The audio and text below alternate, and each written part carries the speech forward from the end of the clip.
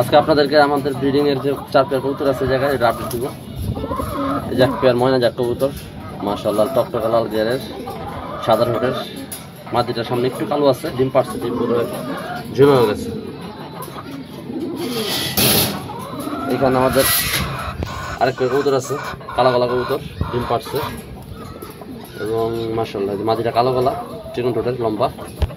নটটা হইতেছে কালো গলা লাল গিয়ারের। নটটা আমার ছোট ভাই কোচিং কালেকশন করছে, আমি জানি না সঠিক। আর এইখানে এক পেয়ার কবুতর আছে, আমাদের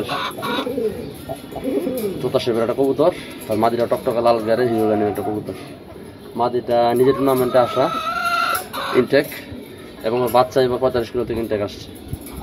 বাচ্চা হয় লাল টকটকা লাল গিয়ারের, লেজগুলো কালো হয়, বাচ্চা যদিও সাদা বাট বাচ্চাগুলো কালো হয়। আর নরের বাচ্চার রেজাল্ট আছে আমার। আর এটা কবুতর আর্মি কবুতর, আমার বাসায় একটা জুমা লাইনের একটা কবুতর, ফেডা মডিফাই করা। পাঙ্কি টাচটাই বেশি, বাট কবুতরগুলো পেয়ার করলাম, আশা করি ভালো বাচ্চাই পাবো।